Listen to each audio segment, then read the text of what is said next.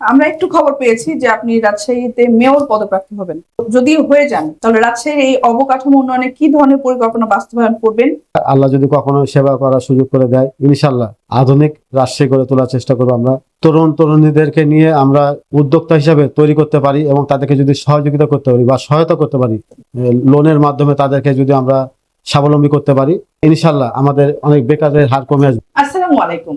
অগ্রযাত্রা প্রতিদিনের পক্ষ থেকে সবাইকে স্বাগত জানাচ্ছি। আমি জুলেখা খাতুন সরণি। আশা করি সবাই ভালো আছেন এবং সুস্থ আছেন। আজকে আমরা কথা বলবো রাজশাহী মহানগরের উন্নয়ন সম্ভাবনা এবং চ্যালেঞ্জ নিয়ে। আমাদের সঙ্গে আছেন রাজশাহী মহানগরের যুব দলের সদস্য সচিব, সাবেক সাধারণ সম্পাদক, ছাত্রদল রাজশাহী মহানগর এবং কেন্দ্রীয় ছাত্র দলের সহ সাংগঠনিক সম্পাদক জনাব রফিকুল ইসলাম রুবি। আপনাকে স্বাগতম। ধন্যবাদ সরণীকে এবং ধন্যবাদ অগ্রযাত্রা প্রতিদিনকে, যিনি আমাকে আমন্ত্রণ জানিয়েছেন এবং এখানে কথা বলার সুযোগ করে দিয়েছেন। আমরা সরাসরি প্রশ্নোত্তর পর্বে চলে যাই। রবি, আমাদের প্রথম প্রশ্ন হচ্ছে যে রাজশাহী মহানগরের বর্তমান উন্নয়ন পরিস্থিতিকে আপনি কিভাবে মূল্যায়ন করেন এবং আপনার মতে রাজশাহীর সবচেয়ে বড় সমস্যা বা উন্নয়নের ঘাটতি কোন খাতে রয়েছে? বক্তব্যের শুরুতে আমি শ্রদ্ধা নিবেদন করছি মহান স্বাধীনতার ঘোষক, স্বাধীনতার বলিষ্ঠ কণ্ঠস্বর, রণাঙ্গনের নায়ক বীর উত্তম, বীর মুক্তিযোদ্ধা শহীদ প্রেসিডেন্ট জিয়া রহমানের প্রতি। রাজশাহী একটি সম্ভাবনাময় নগরী। এখানে সামগ্রিকভাবে কিছু উন্নয়ন হলেও অনেকটা ঘাটতি রয়েছে। আমরা যদি এখানে কর্মসংস্থানের ব্যবস্থা করতে পারি, এখানে লক্ষ লক্ষ যুবক যুবতীরা পড়াশোনা শেষ করে ঘরে বসে আছে, তাদেরকে যদি আমরা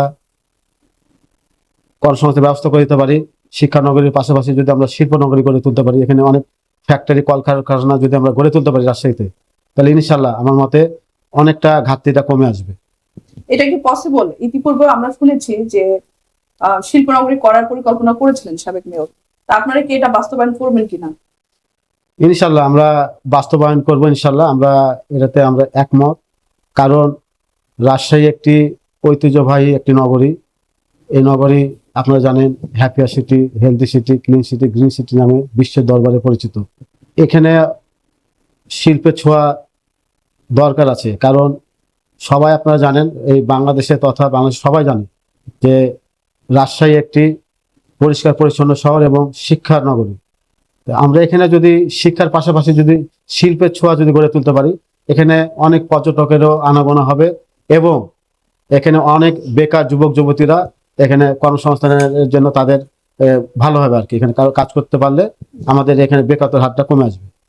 আচ্ছা, একজন যুবদল নেতা হিসেবে রাজশাহীর উন্নয়নে আপনার দলের ভূমিকা কি কি হতে পারে এবং রাজশাহীর যুব সমাজ বর্তমানে কর্মসংস্থানের দিক থেকে, আপনি বলেছেন ইতিপূর্বে যে কর্মসংস্থান দিক থেকে পিছিয়ে আছে, এবং যুবকদের জন্য নতুন কর্মসংস্থান তৈরি করতে শিল্পনগরী ছাড়াও আপনাদের সংগঠন কোনো পরিকল্পনা নিয়েছেন কিনা? অবশ্যই আমরা তরুণ তরুণীদেরকে নিয়ে আমরা সংগঠিত করে যদি তাদেরকে উদ্যোক্তা হিসাবে তৈরি করতে পারি এবং তাদেরকে যদি সহযোগিতা করতে পারি বা সহায়তা করতে পারি, বিভিন্ন ব্যাংকের ঋণের মাধ্যমে, লোনের মাধ্যমে তাদেরকে যদি আমরা স্বাবলম্বী করতে পারি, তবে আমার মতে বলে যে ইনশাল্লাহ আমাদের অনেক বেকারের হার কমে আসবে রাজশাহীতে বিশেষ করে। এবং যদি ভালো ভালো শিল্প কলকারখানা যদি গড়ে তুলতে পারি, অনেক লোকের কর্মসংস্থানের ব্যবস্থা হবে। ছাড়াও কি আপনারা তরুণদের জন্য কোনো আপডেট কিছু চিন্তা করেছেন? হ্যাঁ, আপডেট চিন্তা ভাবনা করেছি। আমরা উদ্যোক্তা তৈরি করব, তাদেরকে প্রশিক্ষণ দেব এবং তাদেরকে সহায়তাও করা লাগবে। আচ্ছা, এই সহায়তার বিষয়টা কি বর্তমান সরকার এটা চিন্তা? অবশ্যই অবশ্যই আমরা ব্যাংকিং এর মাধ্যমে তাদেরকে লোনের ব্যবস্থা ইনশাল্লাহ আমরা করে দেব তরুণদের জন্য। হ্যাঁ, তরুণদের জন্য। এবং আপনারা জানেন যে আমাদের মাননীয় চেয়ারম্যান জনাব তারেক রহমান এই তরুণ তরুণীদের জন্য ভোকেশনাল শিক্ষা ব্যবস্থা গড়ে তুলেছে এবং আরো শিক্ষা ব্যবস্থা গড়ে তুলবে ইনশাল্লাহ। এবং বিভিন্ন ভাষা ইনস্টিটিউট তৈরি করবে, যেমন চাইনিজ ভাষা, কোরিয়ান ভাষা, জাপানিজ ভাষা, অ্যারাবিয়ান ভাষা, ইংলিশ ভাষা, এগুলো তাদেরকে প্রশিক্ষণ দেবে এবং দক্ষ করে তুলে তাদেরকে তাদের মেধা দেশের বিভিন্ন দেশে তাদের কর্মসংস্থানের ব্যবস্থা করে দেবে ইনশাল্লাহ। তাদের মেধাকে মূল্যায়ন করবে। বর্তমানে যে সমস্যাটা খুব প্রকট আকার ধারণ করছে সেটা হচ্ছে শিক্ষা ও ছাত্র রাজনীতি। তো আপনার মতে যে শিক্ষা ও ছাত্র রাজনীতির বর্তমান চিত্র এখন আপনি কিভাবে দেখছেন, এবং যুব রাজনীতিতে সহিংসতা ও নেতিবাচক কর্মকাণ্ডের অভিযোগ আমরা পেয়েছি, এই বিষয়টি আপনি কিভাবে মূল্যায়ন করছেন? হ্যাঁ, বিএনপি একটি বড় দল। এই দলের অঙ্গ সংগঠন যুব দল, ছাত্র দল, স্বেচ্ছাসেবক দল, আরো অনেক দল আছে। একটি বড় দলে কিছু বিচ্ছিন্ন ঘটনা ঘটে, এগুলো আমরা সমর্থন করি না। আপনারা জানেন যে এই দলে কিছু এজেন্টরা আছে যারা এই দলটাকে নষ্ট করার জন্য বিভিন্নভাবে তাদেরকে ব্লেম দিচ্ছে এবং তারা সে সহিংসতা কাজে লিপ্ত থাকছে বিভিন্ন এজেন্টরা, এবং সেটা চলে আসছে সরাসরি বিএনপির ঘাড়ে দায়বদ্ধতা চাপানোর চেষ্টা করছে। তো এগুলো আমরা চিহ্নিত করছি, কারণ আপনারা জানেন অনেক গুপ্ত সংগঠন আছে, তারা এখন প্রকাশে পাচ্ছে, তার বিভিন্নভাবে কর্মকাণ্ড সন্ত্রাসী কার্যকলাপে লিপ্ত থাকছে, এগুলো আমরা দেখছি। বিভিন্ন দলের পরিচয়ে তারা কাজগুলো করছে এবং বিগত দিনও করেছে, এখন তারা সাধু সাজছে। তো যাই হোক, আপনারা বিভিন্ন মিডিয়া এবং নিউজ পেপার পত্রিকায় আপনারা দেখছেন যে কারা এগুলো করছে। এগুলো যদি আমাদের দলের যে দলের হোক, আমাদের দলে যদি কেউ করে থাকে, তারা আইনের ব্যবস্থা, আমরা ইনশাল্লাহ আইনের মাধ্যমে সেগুলো তাদের শাস্তি পাবে। আমরা একটু খবর পেয়েছি যে আপনি রাজশাহীতে মেয়র পদপ্রার্থী হবেন। তো যদি হয়ে যান, তাহলে রাজশাহীর এই অবকাঠামো উন্নয়নে কি ধরনের পরিকল্পনা বাস্তবায়ন করবেন, আর দীর্ঘমেয়াদী কোনো পরিকল্পনা আছে কিনা আপনার?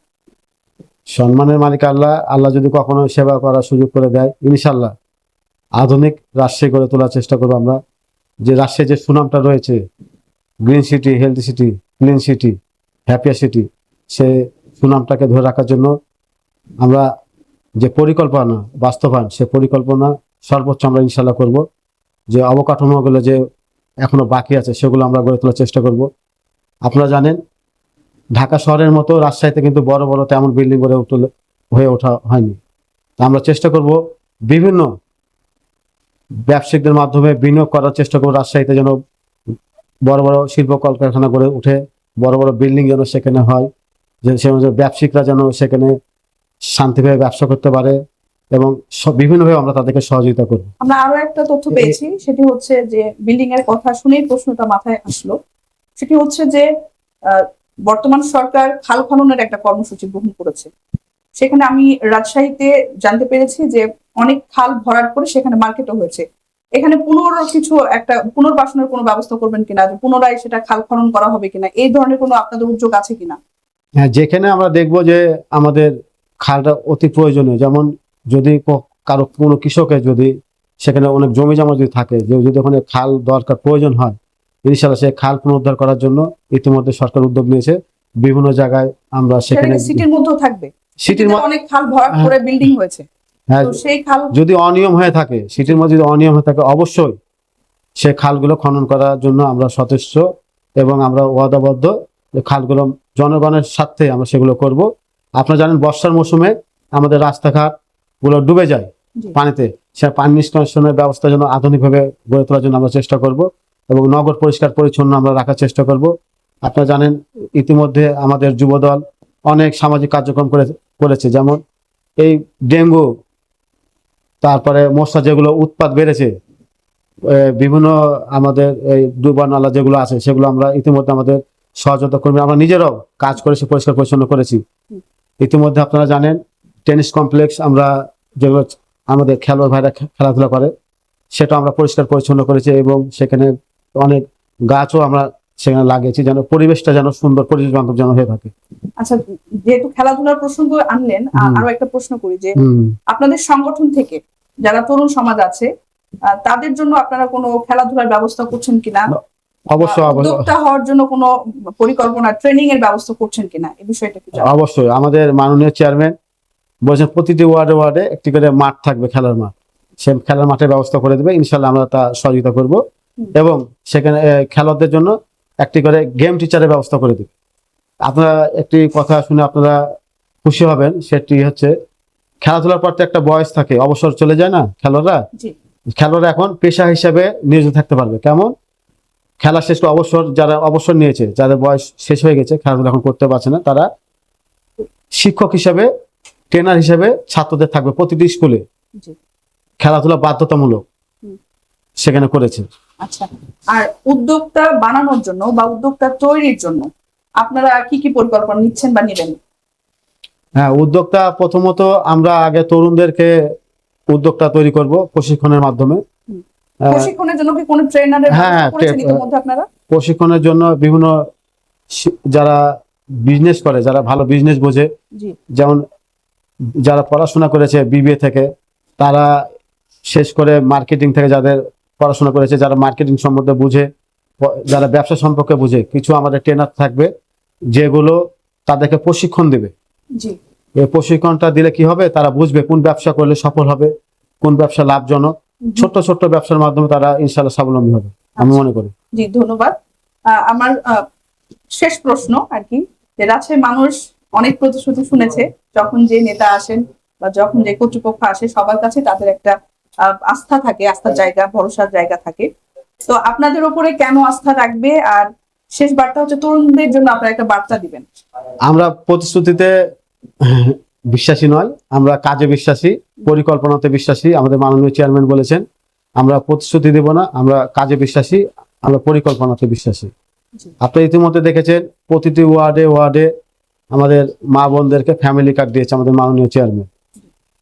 সে সাথে বিভিন্ন ধর্মাবলম্বীদেরকে সম্মানী ভাতা, ইমাম, মুয়াজ্জিম, পুরোহিত সবাইকে সম্মানী ভাতা দিয়েছে। সে সাথে খালকরণের কর্মসূচি এগুলো বাস্তবায়ন চলছে, এবং বেকারত্ব দূর করার জন্য সরকারিভাবে তাদেরকে বিদেশে পাঠানোর জন্য 10 লাখ টাকা করে তাদেরকে ব্যাংক থেকে সহযোগিতা করবে, সহায়তা করবে। এবং তরুণদের জন্য আমার যে বার্তাটা হচ্ছে, সে বার্তাটা হচ্ছে আপনারা কখনো মাদকের সাথে সম্পৃক্ত থাকবেন না, চাঁদাবাজদের সাথে সম্পৃক্ত থাকবেন না, ভূমিদস্যুদের সাথে সম্পৃক্ত থাকবেন না। আপনারা নিজেকে দক্ষ করে গড়ে তুলুন। ইনশাআল্লাহ আমাদের দল এবং আমরা আপনাদের সাথে পাশে আছি। আপনারাই হচ্ছে আগামী দিনের দেশের ভবিষ্যৎ, আপনাদের হাতেই হলো দেশ নিরাপদ। আমি বিশ্বাস করি আপনারাই পারবেন দেশের মঙ্গল বয়ে নিয়ে আসতে। ধন্যবাদ রবি, আপনাকে মূল্যবান সময় দেওয়ার জন্য। ধন্যবাদ সরণীকে। প্রিয় দর্শক, পরবর্তীতে আবার দেখা হবে নতুন কোনো অতিথির সাথে। সে পর্যন্ত সবাই ভালো থাকবেন এবং সুস্থ থাকবেন। আজ এখানে শেষ করছি। আল্লাহ হাফিজ। অগ্রযাত্রা প্রতিদিন, নির্ভীক প্রত্যয়ে উজ্জীবিত।